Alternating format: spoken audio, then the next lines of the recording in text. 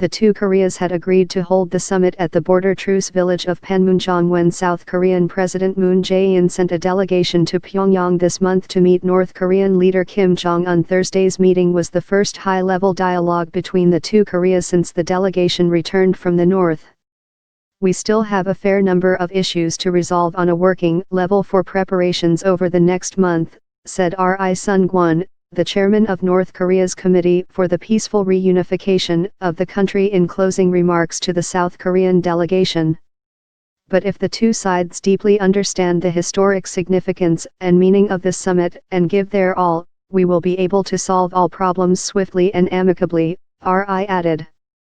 But tension has eased significantly since North Korea decided to send athletes to the Winter Olympics in South Korea in February. The neighbors are technically still at war after the 1950-53 conflict ended with a ceasefire, not a truce. China commended both sides for their efforts to improve ties. We hope the momentum of dialogue can continue and that the peaceful situation also can last, Chinese Foreign Ministry spokesman Liu Kang told a briefing. United Nations Secretary-General Antonio Guterres said he was encouraged by the recent developments with North Korea.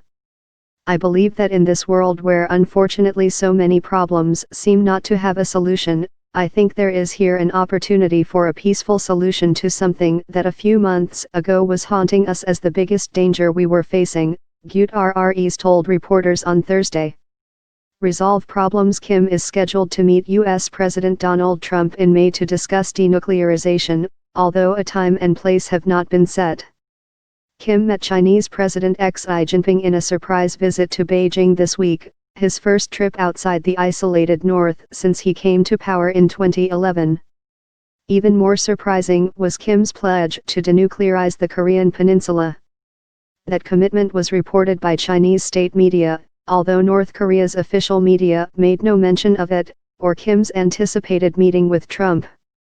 A senior Chinese official visiting Seoul on Thursday to brief South Korea on Kim's visit to Beijing said it should help ease tension and lead to the denuclearization of the peninsula.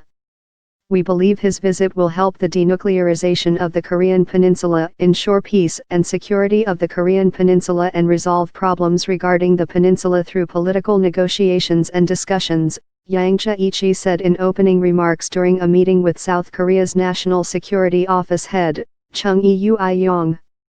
Yang, a top Chinese diplomat, is scheduled to meet South Korean President Moon Jae-in on Friday. South Korean Unification Minister Cho Myong-chun told reporters Kim's visit to China was not discussed with North Korean officials in their Thursday talks. Xi promised that Beijing would uphold its friendship with North Korea after his meeting with Kim. Trump wrote on Twitter he had received a message from Xi late on Tuesday that his meeting with Kim went very well and that Kim looked forward to meeting the U.S. president.